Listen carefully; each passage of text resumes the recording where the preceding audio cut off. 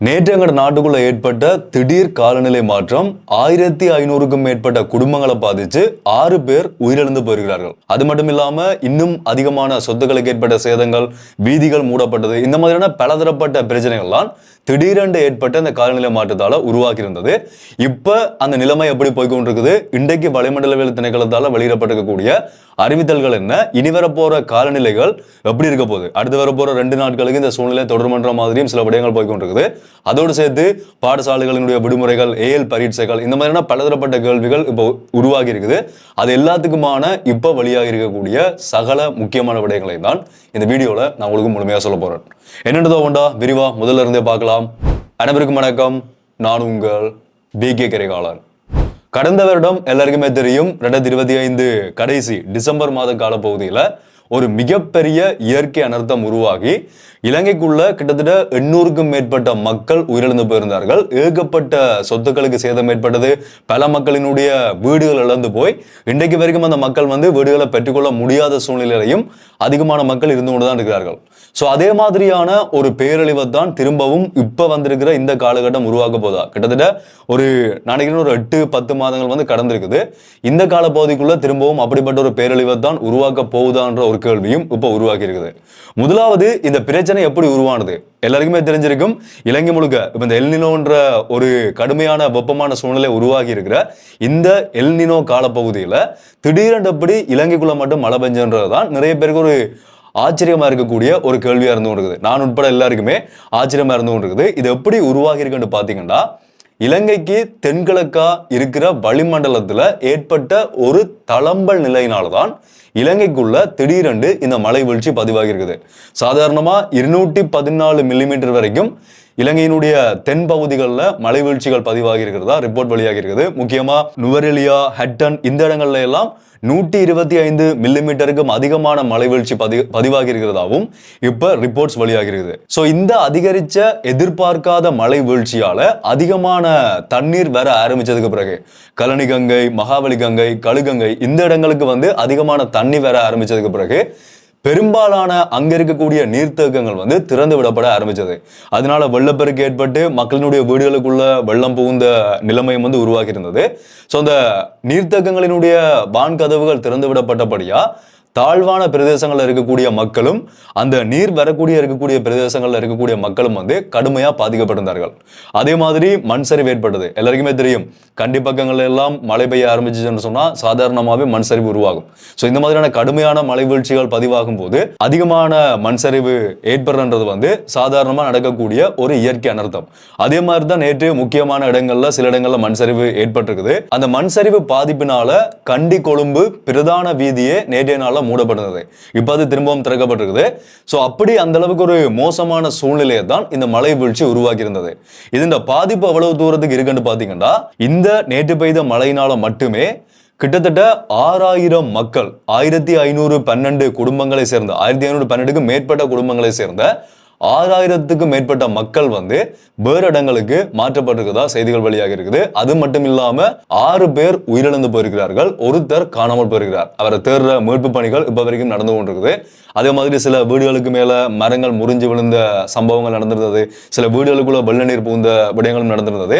அதுலயும் முக்கியமா கண்டி, நுவரெலியா இந்த மாவட்டங்களில் இருக்கக்கூடிய அனைத்து பாடசாலைகளும் இன்றைய நாள்ல, நேற்றைய நாள் அறிவிக்கப்பட்டிருந்தது, இன்றைக்கு அந்த பாடசாலைகளுக்கு எல்லாம் விடுமுறை என்று சொல்லி பேராதனை பல்கலைக்கழகமும் தற்காலிகமா மூடப்படுந்தது. சோ இவ்வளவு பெரிய பாதிப்பை தான், திடீர் காலநிலை மாற்றத்தால இவ்வளவு பெரிய பாதிப்பை தான் நேற்று பெய்த அந்த மழை உருவாக்கி இருந்தது. இப்ப இன்றைய நாள்ல இலங்கையினுடைய வளிமண்டலவியல் திணைக்களத்தினுடைய அறிக்கை என்ன, அதே மாதிரி அரசாங்கத்தினுடைய நடவடிக்கை என்னன்னு பாத்தீங்கன்னா, இன்றைக்கு ஆகஸ்ட் மாதம் 4ஆம் தேதி இலங்கையினுடைய வளிமண்டலவியல் திணைக்களத்தினுடைய ரிப்போர்ட் என்ன சொல்லுதுன்னு சொன்னா, மேல் மாகாணம், சப்ரகமுவ மாகாணம் மற்றும் வடமேல் மாகாணங்கள்லையும் கண்டி, நுவரெலியா, காலி மற்றும் மாத்தறை மாவட்டங்கள்லையும் மழை பெய்யறதுக்கான வாய்ப்பு இருக்குது. அவ்வப்போது மழை பெய்யும், இடியுடன் கூடிய மழை பெய்யறதுக்கான வாய்ப்பு இருக்கிறதா சொல்லப்படுது. இங்க ஒரு மேகமூட்டமான ஒரு காலநிலை காணப்படும் என்று சொல்லியும், அதே மாதிரி சப்ரகமுவ மாகாணம், கண்டி, நுவரெலியா மாவட்டங்கள்ல 75 மில்லிமீட்டருக்கும் அதிகமான ஓரளவு பலத்த மழை பெய்யறதுக்கான வாய்ப்பு இருக்கிறதா சொல்லியிருக்கிறார்கள். அதே மாதிரி ஊவா மாகாணம் மற்றும் கிழக்கு மாகாணங்கள்ல முல்லைத்தீவு மாவட்டமும் சேர்த்து 2 மணிக்கு பிறகு, இன்றைய நாள்ல 2 மணிக்கு பிறகு மழை பெய்யக்கூடிய சாத்தியம் இருக்கிறதாவும் அல்லது இடியுடன் கூடிய மழை பெய்யக்கூடிய ஒரு சாத்தியம் இருக்கிறதாவும் சொல்லப்பட்டிருக்குது. அதே மாதிரி வடமத்திய மற்றும் வடமேல் மாகாணங்களையும் திருவோணமலை மாவட்டத்திலையும் 40 to 50 கிலோமீட்டர் வரையான பலத்த காற்று வீசுறதுக்கான வாய்ப்பு இருக்கிறதாவும் ஒரு விடயத்தை சொல்லியிருக்கிறார்கள். இது தவிர்ந்த ஏனைய மாவட்டங்கள்ல ஒரு மேகமூட்டமான ஒரு காலநிலை காணப்படும் என்ற மாதிரியும், முக்கியமாக வடமாகாணத்துல அதிகமான வெயில் இருந்த நிலைமை நேற்றைய நாளையும் இன்றைய நாளையும் ஓரளவுக்கு மழை பெய்கிற மாதிரியான ஒரு சாத்தியக்கூறுல இருக்குது. மழை பெய்யல பெரும்பாலான இடங்கள்ல, ஆனா ஒரு மேகமூட்டமான ஒரு காலநிலை தான் இன்றைக்கு வரைக்கும் இருந்து இருக்குது. ஸோ இன்றைக்கு இருக்கக்கூடிய இந்த வளிமண்டல திணைக்களத்தினுடைய ரிப்போர்ட்டின் படி தாழ்வான பிரதேசங்கள், இந்த மேப்ல நீங்க பாத்தீங்கன்னா தெரியும், இந்த ரெட் கலர்ல குறிப்பிடப்பட்டிருக்கக்கூடிய இந்த பகுதிகளில் மழை பெய்யறதுக்கான வாய்ப்பு இருக்கிறதா ஒரு விடயத்தை சொல்லியிருக்கிறார்கள். அதே மாதிரி மத்திய மாகாணங்கள்ல கண்டி நுவரெலியா பக்கங்களையும் மழை பெய்யறதுக்கான வாய்ப்பு இருக்கிறதா சொல்லப்பட்டிருக்குது. நேற்றைய நாள்ல பெய்த அளவுக்கான மழை வீழ்ச்சி இல்லாட்டியும் ஓரளவுக்கு ஒரு பலத்த மழை பெய்யறதுக்கான வாய்ப்பு இருக்கிறதா ஒரு விடயத்தை சொல்லியிருக்கிறார்கள். ஸோ இப்ப இந்த மண் சரிவு ஏற்பட்ட பிரதேசங்கள்ல அந்த இடங்கள் கிளியர் பண்ணப்பட்டு பாதைகள் திரும்பவும் பழைய நிலைமைக்கு திரும்பி இருக்கிறத சில இடங்கள்ல எங்களால் பார்க்கக்கூடிய மாதிரி இருக்குது. ஓரளவுக்கு அந்த நிலைமை தொடர்ச்சியான போக்குவரத்துக்கான ஒரு நிலைமையா மாற்றப்பட்டு கொண்டிருக்குது. அதே மாதிரி கண்டிக்கும் கொழும்புக்கும் போற பிரதான வீதி திறக்கப்பட்டிருந்தது. அந்த மழை வீழ்ச்சி, திடீர் மழை வீழ்ச்சியால அந்த தண்ணியினுடைய அளவு, நேற்று நிறைய வீடியோஸ்ல நீங்க சோசியல் மீடியால எல்லாம் பார்த்துருப்பீங்க. தண்ணியினுடைய அளவை பார்த்தீங்கன்னு சொன்னா சரியான ஒரு மோசமான காலநிலையை தான் நேற்றைய நாளில் உருவாக்கி இருந்தது. ஸோ அது இப்போ ஓரளவுக்கு முழுமையா குறைஞ்சிட்டு இல்லை, ஓரளவுக்கு குறைவடைந்து கொண்டு வர மாதிரி செய்திகள் வெளியாகி இருக்குது. ஆனா வரப்போற அடுத்த 2 நாட்களுக்கும் ஆகஸ்ட் 6 வரைக்கும் மழை வீழ்ச்சி இருக்கும்ன்ற மாதிரியும் ஒரு விடயம் வளிமண்டலவியல் திணைக்களத்தால எதிர்வு கூறப்படுது. இப்ப நான் சொல்லக்கூடிய விடயங்கள் எல்லாமே ஒரு வளிமண்டலவியல் திணைக்களம் சொல்ற ரிப்போர்ட் கூட, ஏன்டா சில பேர் கேட்பார்கள், நீங்க எப்படி சொன்னீங்க, ஆனா அங்க வெயில் வெயில் அடிச்சு கொண்டிருக்குது, மழை பெய்யும் சொன்னீங்கன்னு சொல்லலாம் சில பேர் சொல்லுவார்கள். காலநிலை என்றது, இயற்கை என்றது எங்களால இப்படித்தான் 100% நடக்கும்னு சொல்லி எதிர்ப்பு கூற முடியாது. திடீரென காலநிலை மாறும். நேற்று நடந்ததும் அதே மாதிரி தான்.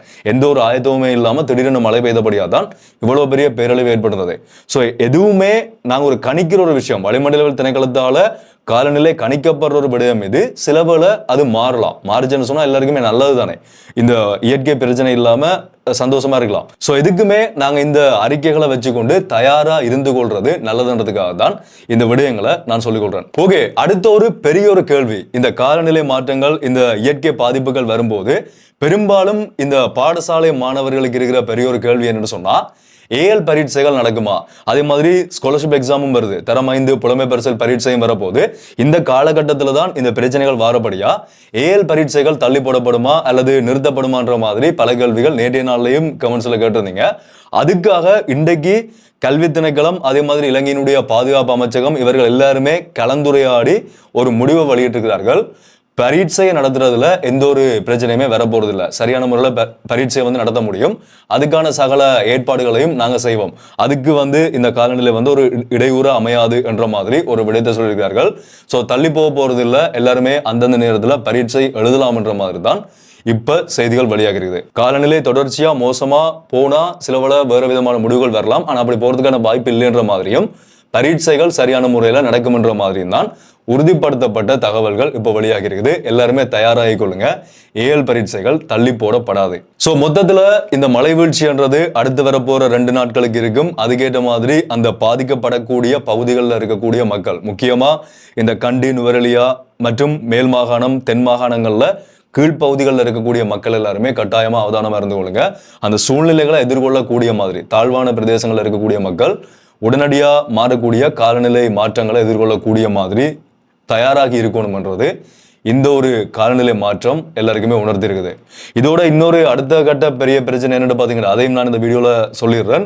இந்த எல்னினோன்ற இந்த வெப்பமான சூழ்நிலை உருவாகிற பிரச்சனை எல்லாருக்குமே தெரியும். நாங்க இப்ப எதிர்கொண்டு கொண்டிருக்கிற இந்த வெப்பநிலைன்றது எல்னினோவோட ஒப்பிடும் போது ஒரு சாதாரணமான வெப்பநிலை தான். எல்னினோ ஆரம்பிக்க போறது செப்டம்பர்ல இருந்து, அங்கால வரப்போற நவம்பர் டிசம்பர், அடுத்த வருஷம் ஏப்ரல் வரைக்கும் இருக்கும்னு சொல்லி ஒரு விடயம் சொல்லப்படுது. எல்னினோன்னு சொன்னா எல்லாருக்குமே தெரிஞ்சிருக்கும், பசிபிக் பெருங்கடல்ல கடல் மட்டத்துல உருவாகக்கூடிய வெப்பநிலை, அதிகரித்த வெப்பநிலையினால உலகம் முழுக்க உருவாகக்கூடிய வெப்பநிலை அதிகரிப்பு, பசிபிக் பெருங்கடலினுடைய அந்த வெப்பநிலையும் அது குளிர்படைகிறது தான் உலகத்தினுடைய பெரும்பாலான காலநிலைகளை முடிவு செய்து கொண்டிருக்குது. ஸோ அந்த கடல் மட்டத்தில் அதுவும் அதிகமாக இல்லாமல் அது அதிகரிக்காது. சாதாரணமாக பசிபிக் பெருங்கடலினுடைய கடல் மட்டத்தில் ஒரு வெப்பநிலை வந்து ஒரு குறிப்பிட்ட ஒரு சதவீதம் மாதிரி அந்த காலநிலை கணிப்பினுடைய அடிப்படையில் ஒரு அளவுன்ற மாதிரி அதிகரிக்கிறபடியா அதனால உருவாகிற வெப்பநிலை தான் உலகம் முழுக்க இவ்வளவு பெரிய பாதிப்பை ஏற்படுத்தி கொண்டிருக்குது. ஸோ அடுத்த மாதத்திலிருந்து தான் வெப்பநிலையினுடைய பாதிப்பை வந்து நாங்க எதிர்கொள்ள போறோம். அது வந்து வறட்சியான சூழ்நிலையையும் உருவாக்கும். இலங்கைன்னு மட்டும் இல்லாம இந்தியா உள்ளிட்ட பெரும்பாலான இடங்கள்ல வந்து வறட்சியான நிலைமையை வந்து உருவாக்கும் என்று சொல்லப்படுகிறது. இப்ப யூரோப் நாடுகள் எதிர்கொண்டு கொண்டிருக்கிற அந்த வெப்பநிலையை அடுத்த மாதத்திலிருந்து நாங்க எதிர்கொள்றதுக்கு கிட்டத்தட்ட ஒரு 90% சான்ஸ் இருக்குன்னு சொல்லப்படுது. ஸோ அதுக்கும் நாங்கள் முழுமையாக தயாராகி கொள்ளணும்ன்றதையும் இந்த வீடியோவில் நான் ஞாபகப்படுத்திக் கொள்கிறேன். ஸோ என்னதான் செய்தாலும் இயற்கையினுடைய பாதிப்பை எங்களால் கட்டுப்படுத்த முடியாது. நாங்கள் இயற்கைக்கு அவ்வளோ வேலையை செஞ்சு கொண்டிருக்கிறோம். இயற்கை அழிக்கிற வேலையை தானே மனிதனமாக இருந்து கொண்டு நாங்கள் செஞ்சு கொண்டிருக்கிறோம். ஸோ இயற்கை எங்களுக்கு திரும்பி கொடுக்கும்போது அதை ஏற்றுக்கொள்ள வேண்டிய ஒரு கட்டாயத்திலையும் நாங்கள் இருக்கிறோம்ன்றதையும் இயற்கை இந்த காலநிலை மாற்றங்களால் எங்களுக்கு உணர்த்தி கொண்டிருக்குது. ஸோ எல்லாருமே அவதானமா இருந்து கொள்ளுங்க. முடிஞ்ச வரைக்கும் இந்த 2 காலநிலைகளுக்கும் எல்லா மக்களுமே தயாராகி கொள்ளுங்க. போன வருஷம் 2025ஆம் ஆண்டு கடைசியில நடந்த அந்த மாதிரியான ஒரு பாதிப்பு, அந்த மாதிரியான ஒரு உயிரிழப்பு இலங்கைக்குள்ள உருவாக கூடாதுன்றதுக்காக எல்லாருமே ப்ரே பண்ணிக்கொள்ளுங்க. அடுத்தடுத்து வரக்கூடிய எல்லா அப்டேட்ஸுமே நான் உங்களுக்கு அப்டேட் பண்றேன். வீடியோவை பார்க்கறதுக்கு சப்ஸ்கிரைப் பண்ணிருப்பீங்க. அப்படி பண்ணலன்னு சொன்னா போய் சப்ஸ்கிரைப் பண்ணி வச்சுக்கொள்ளுங்க. அப்போ தான் நான் அப்லோட் பண்ற எல்லா அப்டேட்ஸையுமே உங்களால் உடனுக்குடனே பார்க்க முடியும். மீண்டும் ஒரு வீடியோவில் சந்திப்போம். நன்றி.